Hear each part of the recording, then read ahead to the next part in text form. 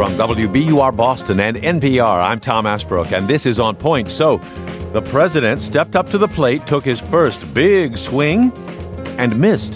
The GOP majority could not come together to repeal or replace Obamacare. The Affordable Care Act stands, even as Republicans claim it's failing.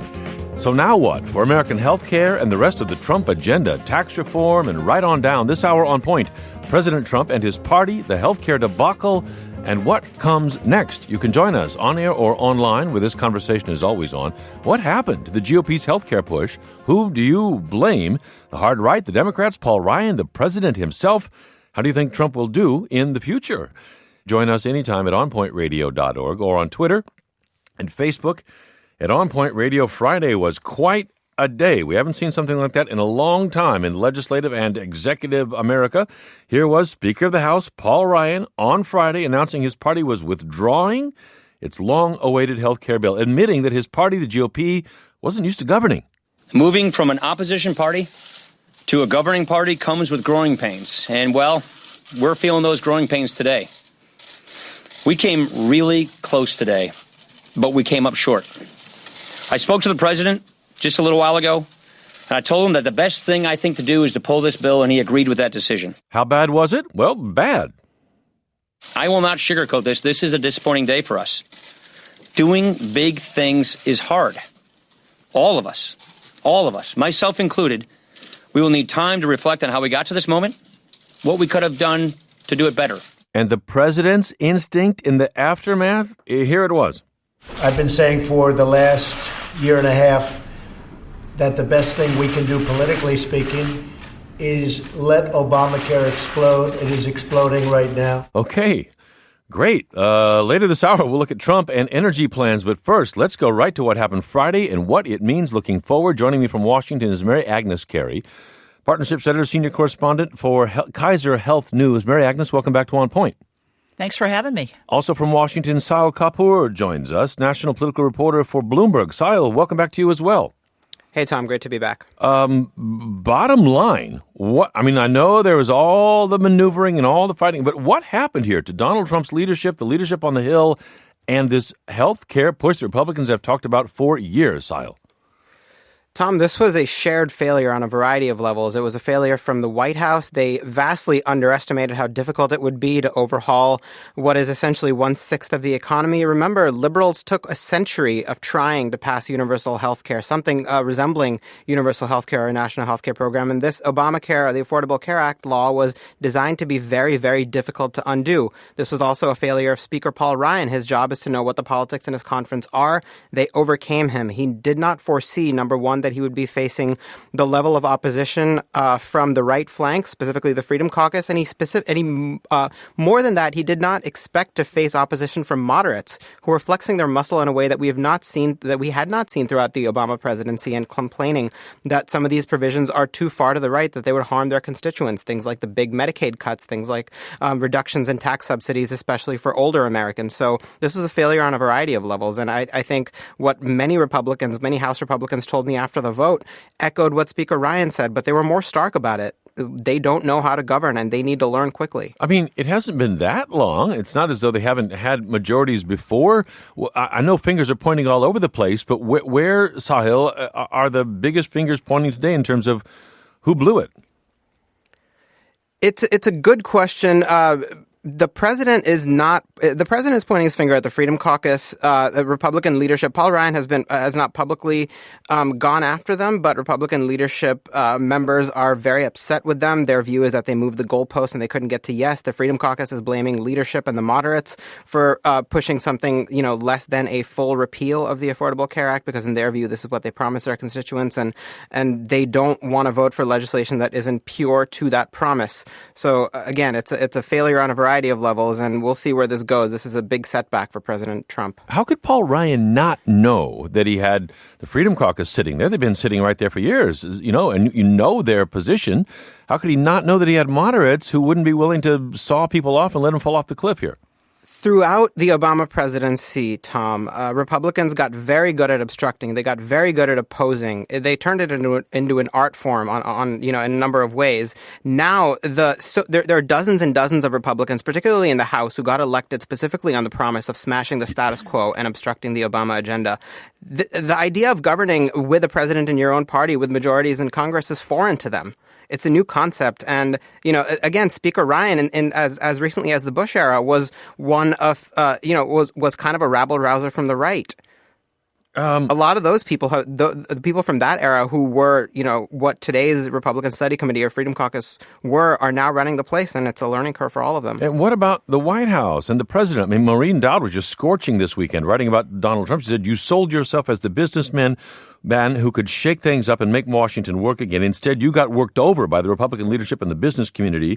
She writes, they're counting on you being a delusional dupe who didn't even know what was in the bill because you're sitting around in a bathrobe getting your information from wackadoodles on Fox News. You got played. Maureen Dowd there on the president. Talk about scorching. How's the White House responding? What do we know about how Donald Trump is responding? Tom, this is one of the reasons this is so painful for President Trump. He had sold himself as a great negotiator, the great deal maker throughout the campaign, someone who could overcome problems in Washington by his sheer competence and get things done. And it wasn't only that. It was Republican leaders, including Speaker Ryan and including his lieutenants, repeatedly sold Trump as the closer, the deal maker, the ultimate closer. You can go back and look at what they said. Just to look at it now, it's quite stark, the contrast between how they sold this and what ended up happening. And it remains mystifying to me that 7 years of promises to repeal and replace the Affordable Care Act, dozens and dozens of votes over the last 6 years. They won the House, they won the Senate, they won the White House while campaigning on this. 3 weeks, it all came crashing down. Are they going to give this up without a vote? It seems like it right now. And then what does it mean for the rest of the Trump agenda? But healthcare is a pretty big thing in and of itself. Sal Kapoor with Bloomberg Standby. Mary Agnes Carey, you were with us last week and did some terrific explaining on what was in there, on what the Republican bill would mean. Now it's not happening at all. It collapsed on Friday. And the president is saying, we heard him right there in the tape, Obamacare is exploding and kind of saying, let's let it explode. Is it exploding? If Republicans do nothing or give it a nudge, does it just blow up, Mary Agnes? A couple things to consider. The Congressional Budget Office, which is the nonpartisan scorekeeper for Washington, said in an analysis of the Republican plan and looking at the current ACA marketplace that either way, whether the current marketplace stayed in place or the Republican plan were adopted, that markets would be stable in most areas. That's the first thing to think about. Well, most areas could leave 49%, in trouble. I mean, most areas, everybody needs health care.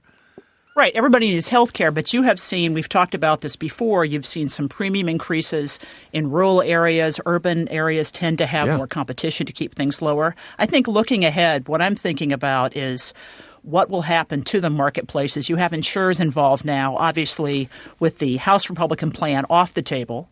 And Speaker Ryan and President Trump they don't want to go anywhere near health care now. What will be the insurance market reaction? The plans that are there, will they stay?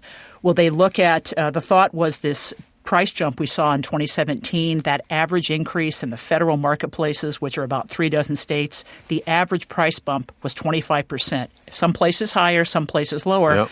Was that a one-time anomaly? Because you knew the sickest people would get in first. So how will this mitigate the market? And also, how will the marketplaces be managed at the Department of Health and Human Services?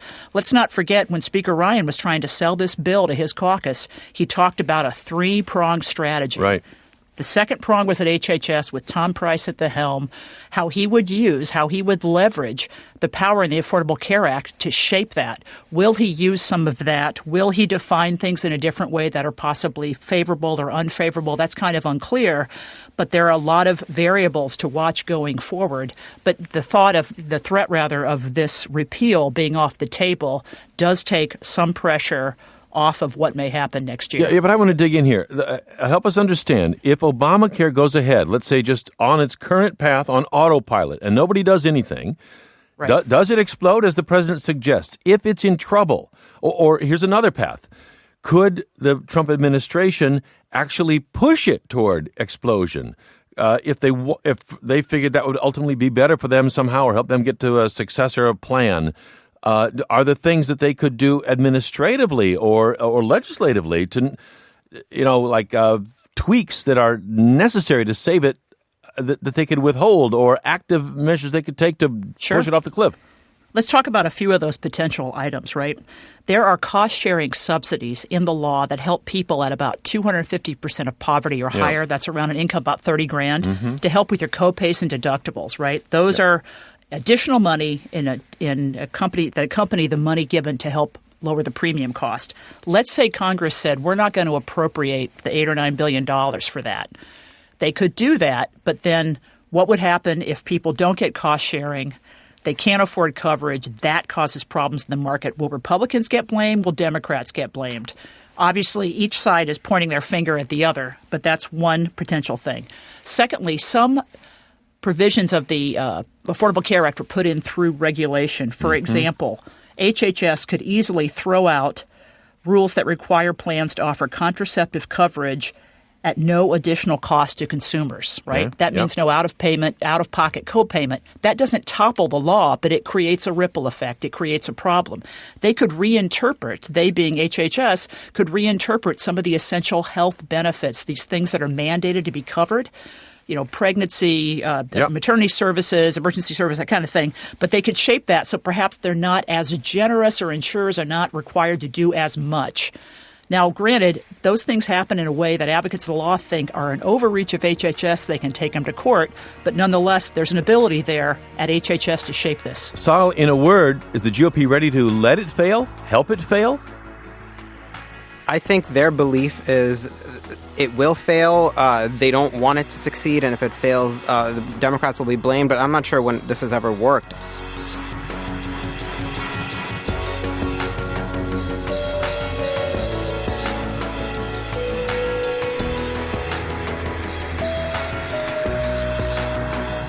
I'm Tom Ashbrook. This is On Point. And we're looking at what's next after the GOP's healthcare failure, for the Trump agenda, and for Obamacare. You can join us this hour. Are you still shaking your head in amazement at the Friday meltdown, the GOP's healthcare flameout?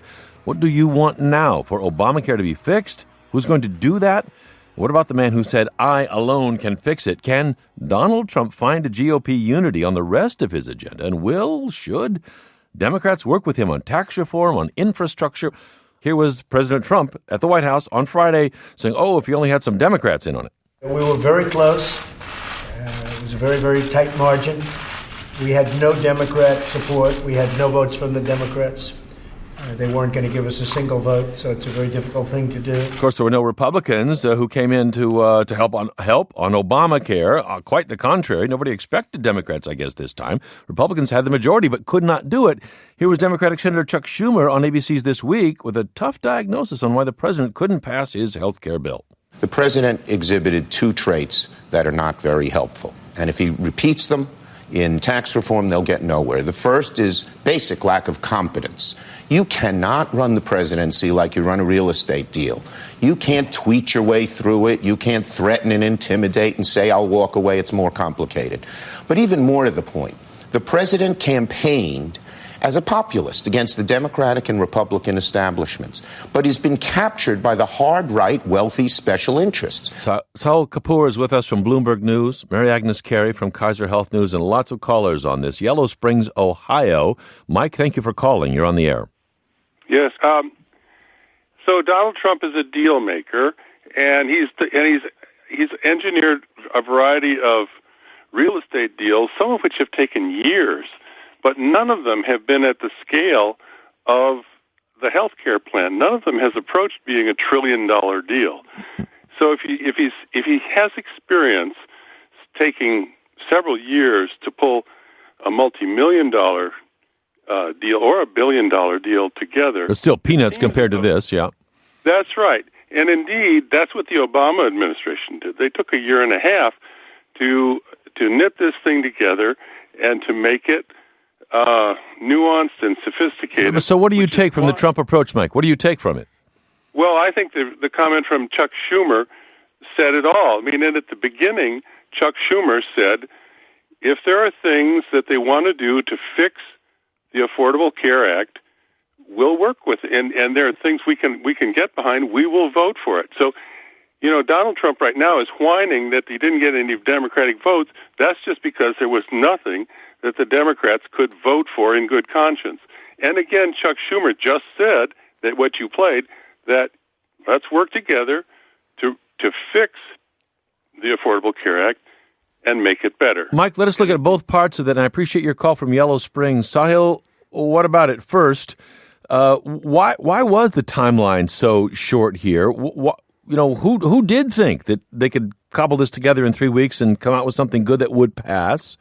And now on the other side of that, the Democrats didn't get in here. They sat on their hands on this. If they wanted to get in and try and fix Obamacare, would there be enough Republicans out there, the moderates you described, who might jump in with them to do that? Or are they going to be told no way, no how by the White House or by Paul Ryan? Firstly, Tom, let's remember this is something Republicans had tried to work on for the last 7 years, the act of coming up with a replacement plan that the party could unify around, and they failed every step of the way. They never came up with a replacement plan that had anything close to consensus. It was always going to be a problem. They should not have underestimated this, and I think once they won the White House and they realized that they actually had an opportunity to legislate here, they tried to put something together as fast as they could. This was probably it's unclear to me that they could have put something together that satisfied all wings of their caucus. It was a monumental task.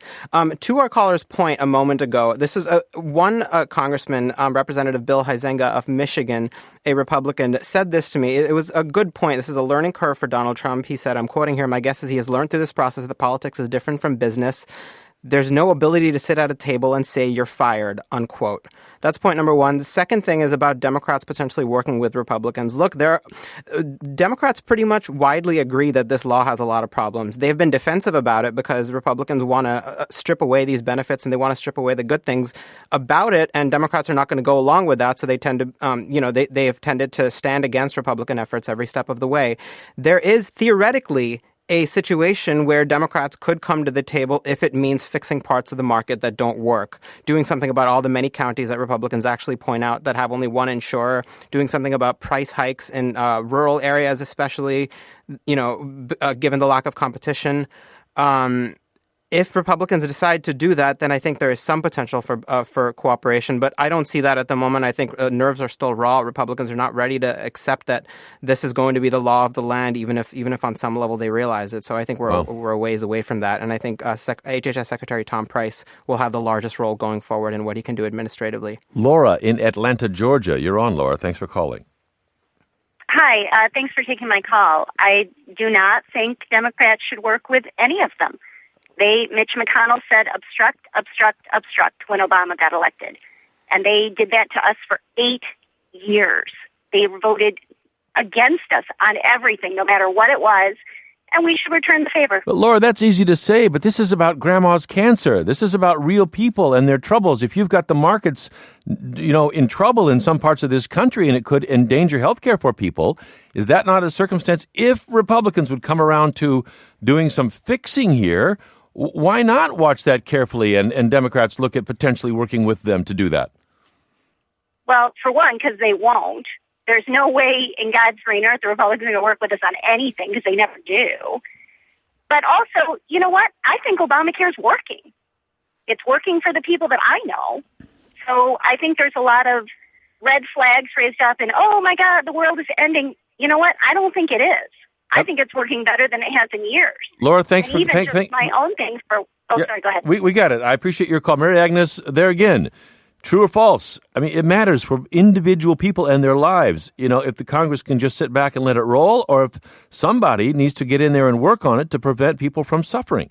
You've got 22 million people between the Medicaid expansion and the Affordable Care Act and those who've purchased on the exchanges that are getting health coverage through this law. Republicans have said repeatedly they didn't want to force anybody off their coverage. They don't want to cause any problems. Now, they were saying that in the context of trying to pass their own solution, which they can't at this point, right? So a really defining moment, I think, for Republicans on health care is how they proceed in the next year. We talked about the cost-sharing subsidies. Do they take care of that? Do they fully fund the next enrollment cycle? Let's remember that before open enrollment closed at the end of January, this administration pulled back advertising, which was traditionally done near the end of the enrollment period, and particularly targeted to young people. And if you don't market to get people in there, the whole thing works much less well. People work on deadlines. There's not just reporters. A lot of people wait to the last minute to do things. And so when those ads were pulled back, that was part of the thinking and why they didn't hit that 13 million enrollment, which was the target. So how do Republicans want to do this? What will they do? There's been this discussion you're talking about it, Democrats, Republicans working together in the ACA. I personally don't see that happening, at least right now, probably not for a long time. It's too nuclear. But it's, it gets to the heart of governing. What is governing? Is it to come up with solutions? Is it to obstruct and wait for more of your own people to show up? People define it different ways, but that is definitely a question I think that's on the table. Kyle in Stowe, Massachusetts. Kyle, you're on the air. Thank you for calling. Hi, Tom. Thanks for having me. Yeah. My comment has sort of shifted a little bit. I initially was going to say it's pretty baffling that President Trump would just let this thing explode in the faces of the American people. And that sort of goes into my new comment, which is that I think the government has forgotten about this social compact that citizens take money for this government and expect services and expect a working government. And all of that feels to me like it's gone out the window. And I just think that's the problem with government right now. But Kyle, you've got the Freedom Caucus saying take less money and expect fewer government services. That's not their vision for America. I think, unfortunately, the American population and our country is too large for that kind of thinking. If it was a smaller country with less people, with less diversity, with less, complicated issues, then yes, that viewpoint works. Otherwise, unfortunately, I think we're a huge country and we have lots of things happening in it. And, the government should be in some form and fashion working to provide effective services, whether it's healthcare or social welfare, various programs, law enforcement, education. Yeah, Kyle, we got it. And I appreciate your call as well. Sal, may I bring that to you? Because over the weekend, we had the president suggesting that it was the Republican right wing that had undermined him here. And with that kind of reminding the country that he campaigned as a populist. He campaigned about making things work for people, not so much as an ideologue. The Freedom Caucus, pretty ideological. President Trump, maybe not. Does he have any room to sort of bust out of the confines that Paul Ryan has found him in and make a different kind of coalition? Could he find some posse of Democrats who would come in and sort of, work in triangle with the president and moderate Republicans to make something happen? Any chance of that, Sile? Tom, it's going to be difficult. One of the things that defined Donald Trump during the campaign and defined his candidacy was a break from these orthodoxies. He wasn't a traditional limited government conservative in the way that the Freedom Caucus is, or even in the way that Speaker Ryan was. So is that not freedom to do something different for him? That absolutely is, but clearly it's a lot harder to do this when you have to get something through Congress and when there are entrenched elements of your party that are wedded to this orthodoxy. Yeah, but say the heck with them. I'm gonna forget the Freedom Caucus, go with moderate Republicans and Democrats. Is there any chance? Is there a snowball's chance of him doing that?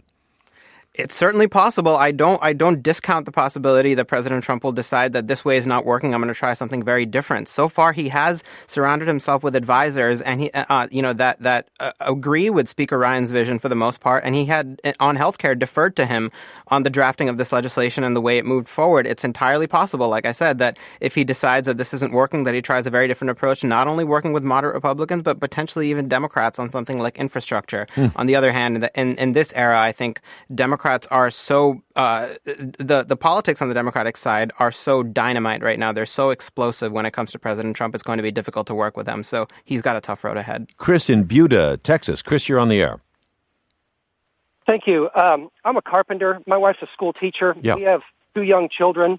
And before Obamacare, I was shopping for insurance because there was no way we could afford to add me to my wife's insurance because it was $350 a month just to add me. Mm-hmm. After Obamacare was passed, it turns out there's this really confusing law, a part of it, that says that if anyone in your family gets insurance through your employer, then your entire family is excluded from being able to get any financial help, any subsidies of any kind, which means that I'm stuck having to buy from what the market has left. Now, before Obamacare, I was shopping and I could buy anywhere from like an $80 health savings account plan with like a $10,000 deductible for about $300, I could buy something with $25 copays and a $1,000 deductible. Yep. After Obamacare, the cheapest thing I can get is $350 a month with a $14,000 deductible. The solution here is to stop looking at insurance as the solution. Insurance is not going to lower the cost of health care. Insurance is a symptom of the cost of health care. What do you want? Nothing you can do to the insurance plan. What I want them to do, okay, well, first of all, we need to subsidize people who are intelligent enough to go to school and become doctors so that they don't have so much debt. We also need to change the way medical billing works, because right now, just to see a doctor, you have to sign a contract that says you agree to pay them anything they could possibly think of. Yeah. That's not fair. It's not right. What we need to do is change the way medical billing and the cost of the services works from the ground up. Just getting people on the rolls of an insurance company without looking at it from a cost-benefit analysis standpoint doesn't make any sense. Chris, we've got it, and I appreciate your call. There is a carpenter who's thinking hard about this and paying attention. Mary Agnes, what about Chris's complaint? I think Chris raised excellent points. This provision, and it's not just in the Affordable Care Act, it was in the Republican plan too. If you had an offer of insurance that something else you could qualify for, you would not be allowed to get those subsidies on either plan to purchase health insurance. There are like 10 million people that are in the individual market trying to buy health insurance. Many of them hit the same roadblocks that Chris is talking about. So if we ever got to a point of compromise where Democrats and Republicans wanted to sit down and really fix problems, they have to look at people just like this. They're out in the market. They're on their own. They're not getting any of the subsidies to lower the premiums or help with the out-of-pockets. What's in it for them? How do we make it better for them? How do you get employers, insurers in there to offer plans that would work? I mean, some of these deductibles, these out-of-pockets and copays are crazy. They're really high. And the thing about it is with the Republican plan, they're probably going to face the same hurdles. Yeah. Anyway, go ahead. So does Paul Ryan survive this? Tom, yes, I think he does in the near future simply because there's no alternative. In a word, the Freedom Caucus can repeal him, but they cannot replace him. What about Donald Trump going forward here? I mean, he made so much of this. Can he just step around this now and say, oh, never mind, and just go on to tax reform and no wound? There is a wound. No doubt there is a wound. The part of the theory was that he would be able to bring people from the right-wing elements of his party along, the Freedom Caucus, because many constituents in their districts very much like him and respect him. And he does very well in those districts. So if he can't bring them along, then he's got to recalibrate his strategy. One thing that Republicans have been telling me since the health care bill was pulled was that President Trump could benefit by changing his approach, by being more active from the start, by not getting distracted by other issues and not sending wayward tweets that capture headlines and that sounds like a personality replacement. That sounds like a tall order. It is a tall order. There he sits. And, you heard Chuck Schumer saying, well, he didn't know it was in the bill. It sort of seemed that he didn't. He was asking people reportedly, like, is this a good bill? At the last minute.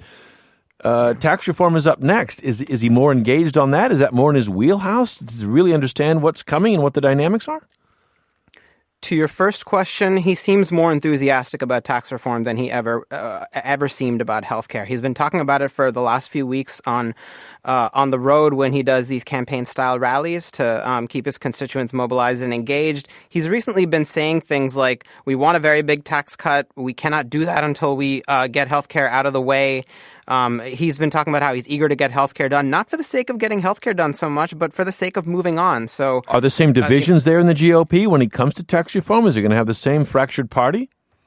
Yes, he absolutely will. Tax reform is extremely difficult. It's not, it's as difficult in many ways as healthcare, and in some ways more difficult. Republicans agree theoretically on the concept of a big tax cut and on tax reform. But the devil is always in the details. And yes, it seems like the various factions are empowered. The Freedom Caucus is going to want certain things. The moderates are going to want certain things. And then you have this big group called the Republican Study Committee in between them that also, is going to be driving a bargain. So yes, it's going to be a monumental task. The last time something like this was done was 1986. Paul Ryan was in high school. When do Americans get so tired of winning that they're bored with winning? That was the promise. Not in the imminent future, it seems, on legislating. Perhaps. We'll see what comes. Sahil Kapoor with Bloomberg News national reporter there. Thank you very much for being with us today, Sahil. Great to be on. And Mary Agnes Carey with Kaiser Health News. Terrific to have you. Thank you for joining us, Mary Agnes. Thank you. We'll look at pipelines when we come back. I'm Tom Ashbrook. This is On Point.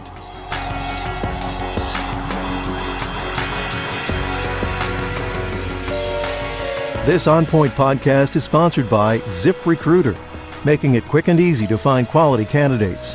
Instantly post your job to over 200 job sites, including social media networks like Facebook and Twitter, all with a single click. Select, screen, and rate candidates with ZipRecruiter's easy-to-use dashboard and find the right hire fast. Find out why ZipRecruiter has been used by Fortune 500 companies and hundreds of thousands of small and medium-sized businesses. Get started for free today at ZipRecruiter.com/OP.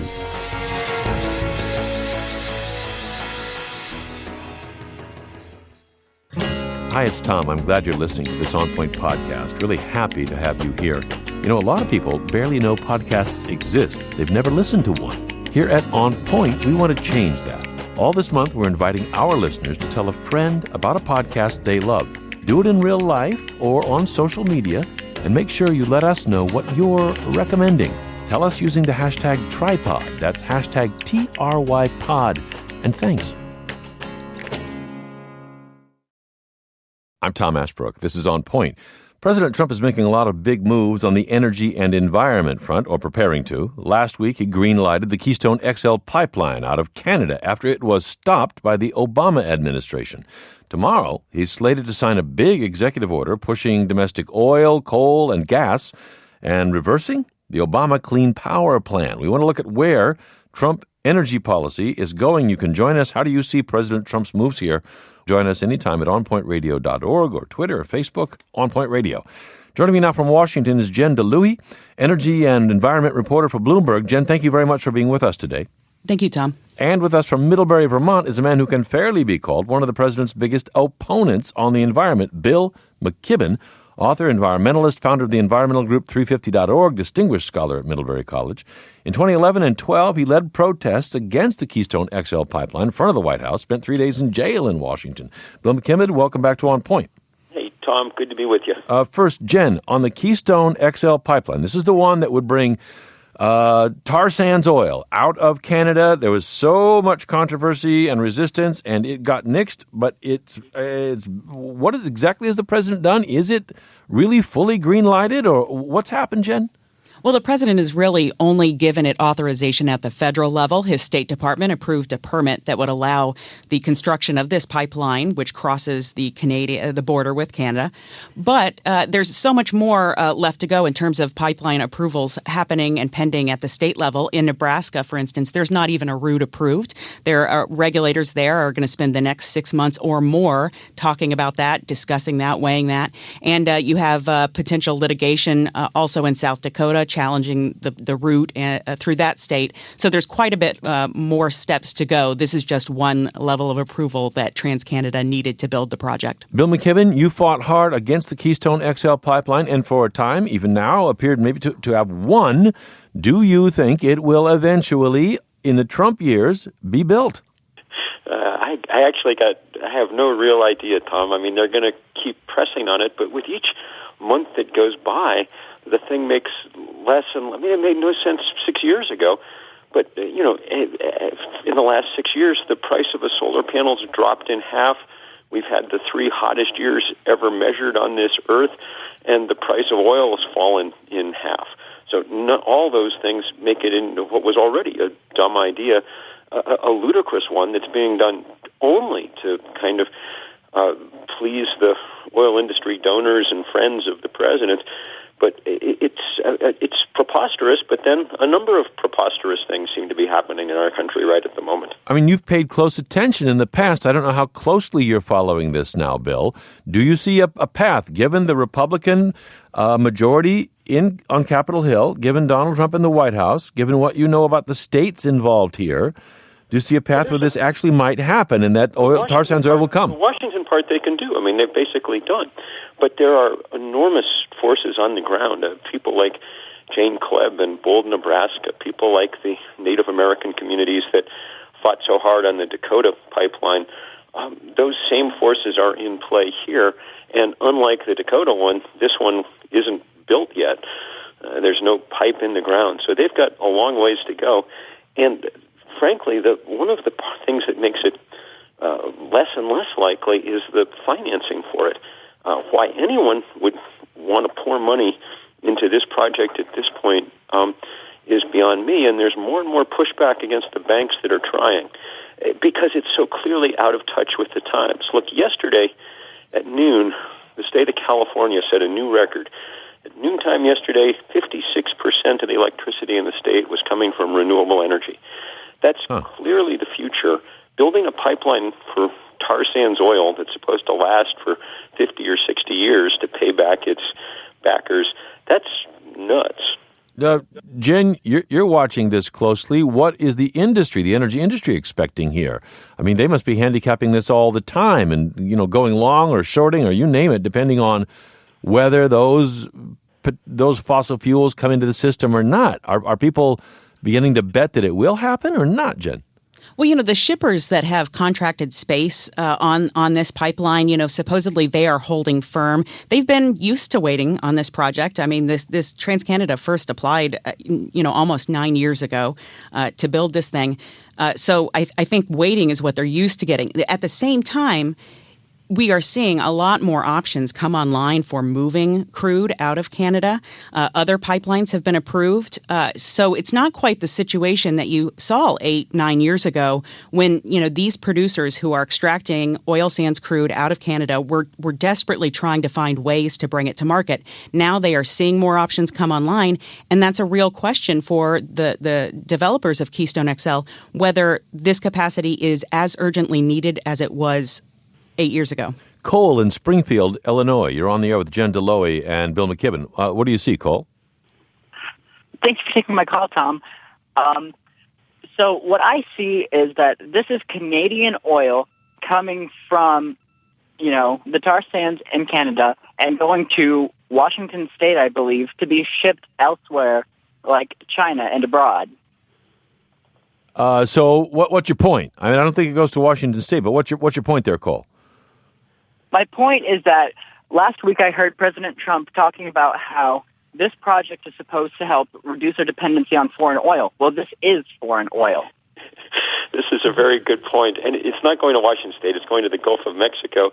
But the thing that makes it particularly funny is that the president has said about 175,000 times that it was, among other things, going to be run through American pipe and American steel, and that was all. And last week his administration said, oh, you know what, forget that. Build it with any pipe you want. Apparently, a lot of the pipe that's already been built is built with, you guessed it, Russian steel. Russian steel, no less. Bill, what's your interpretation of why Donald Trump is pushing for this? Well, I mean, Donald Trump thinks that climate change is a Chinese hoax. He runs a party that's basically a wholly owned subsidiary of the fossil fuel industry, and they're going to do everything they can to try and keep the oil, coal, and natural gas industries happy. I mean, that's the one consistent thing in all their politics. This is in the course of the next week, we're going to get rid of Obama's clean power plan to try and help the coal industry. And last week we started the process of getting rid of higher mileage standards for cars in a desperate effort to stop the demand destruction for gasoline that's clearly coming as people, produce $30,000 electric cars that people want to buy. Of course, that was a main plank from the Obama years and the American commitment to reducing CO2 and fighting climate change. Here was Scott Pruitt, the EPA administrator, Donald Trump's, ABC yesterday with George Stephanopoulos, talking about what's coming, what the president will move on tomorrow. Our action starting on Tuesday, shortly after the executive order, will make sure that whatever steps we take in the future will be pro-growth, pro-environment, but within the framework of the Clean Air Act, and it will be legal. But will it bring back coal jobs?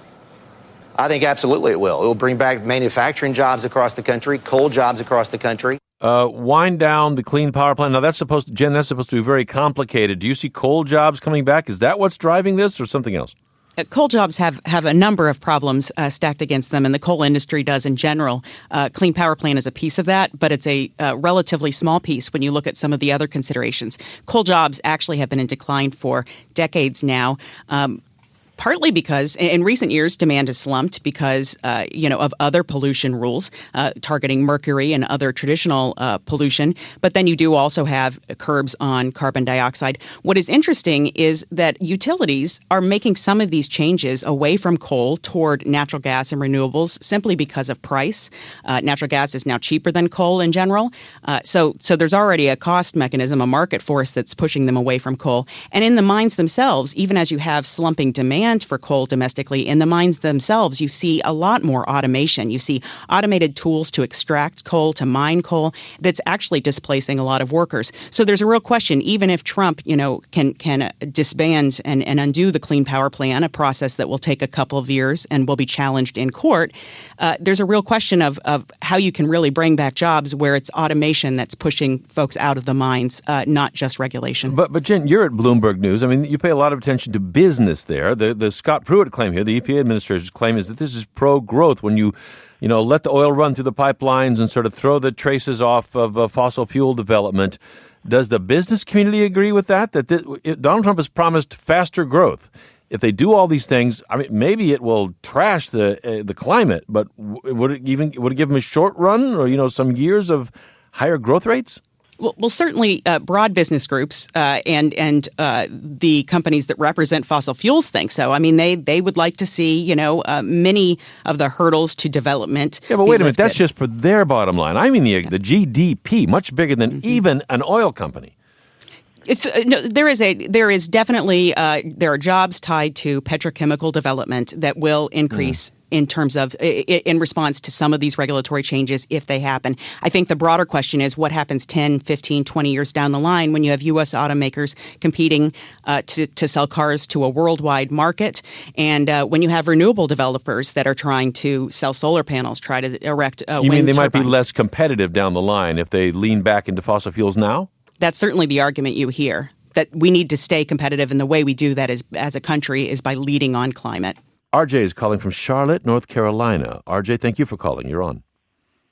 Hey, Tom. I was just wanting to call. I had the question, does the administration have any sort of plan moving forward regarding, atmospheric science with the climate, considering signing all these bills, pushing forward like coal and dirty energy, basically? Yeah. Bill McKibben, are they just putting a match to the climate, or what about the climate science? Plan about atmospheric science. You ever see those three monkeys with the one with the hands over his eyes and his ears and his mouth? That's their plan. See no evil, hear no evil, speak no evil, see nothing. They're gutting research. They're beginning to shut down funding for the satellites that monitor things like the rapidly diminishing ice at the poles. They're doing, they're even scrubbing the websites of language about climate change. It's the thing that cannot be mentioned anymore.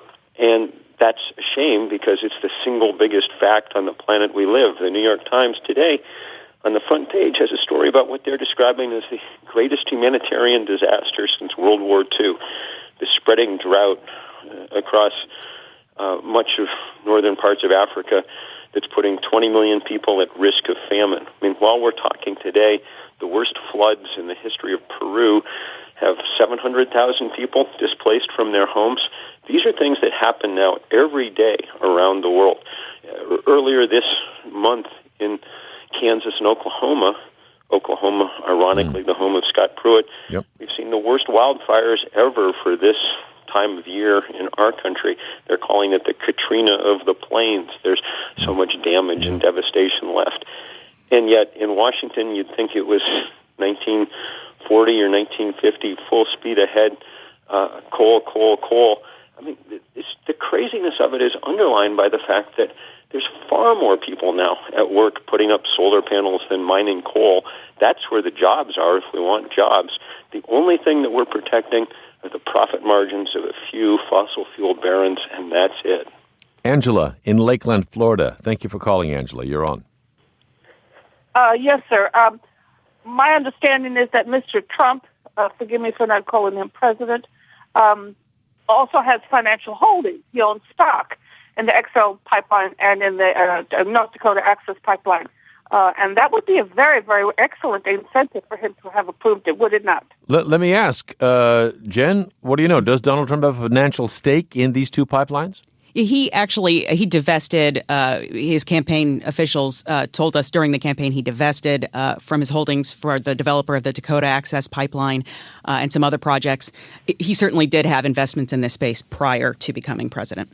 So how do you interpret his push here? Is it try and push up GDP? Is it, Bill McKibben would say, he's beholden to the fossil fuel industry? How do you interpret it, Jen? Well, certainly for the coal miners that he has promised to, he's promising to bring back their jobs. And of course, it is an open question whether he can do any of that. But those are the folks that helped elect him to the White House. I mean, you have folks in Pennsylvania, voters in Pennsylvania and West Virginia and in Ohio who for whom coal and industrial development is and manufacturing is incredibly important. And I think he does feel some need to serve those people, those voters. And of course, oil and gas and coal companies are strategically aligned with the Republican Party, and have been for some time. So I don't think it's a surprise. Bill, do these moves, speaking of alignment, do they kill American alignment with the possibility of reversing climate change or stopping the rate of change? Yeah, absolutely. America is now a rogue nation, the rogue nation around climate change. Even as countries like China are now going full bore, putting renewables in as fast as they can, official government policy here is not to formally abrogate the Paris Climate Accords, then to do all the things that would make it impossible for us to meet the targets that we pledged to meet 2 years ago. So they are in full ownership now of climate change. They've made the most significant wager that any administration's ever made, which is that physics doesn't work, and they get to own the absolute worst set of disasters that we've ever seen. Well, there's not much satisfaction in that if things go south and people suffer. What about the market? We hear people saying, Bill, that the market's going to come in here. As you say, that there's such a compelling case for alternative energy, it's going to happen anyway. Renewable energy will happen. The problem, Tom, is that it won't happen fast enough on its own to close the gap that global warming's created. We need to make that happen. That's why there'll be hundreds of thousands of Americans in D.C. on April 29th for this next big climate march, because this movement will continue to push for real action. Whether we can do it in the face of Trump, well, we're going to find out. Bill McKibben, author, environmentalist, founder of 350.org. Bill, thank you very much for being with us today. Thank you so much, man. And Jen Deloe, energy and environment reporter for Bloomberg News. Jen, thank you very much for joining us. Thanks, Tom. On Point is produced by Nick Anderson, Brian Hardzinski, Eileen Imada, Stefano Katsonis, Maeve Pages, Sarah Platt, Allison Poley, Tanya Rowley, and James Ross, with help from Calvin Henry, Grace Seegers, and Michael DeSocio. Our executive producer is Karen Schiff, and I'm Tom Ashbrook. This is On Point.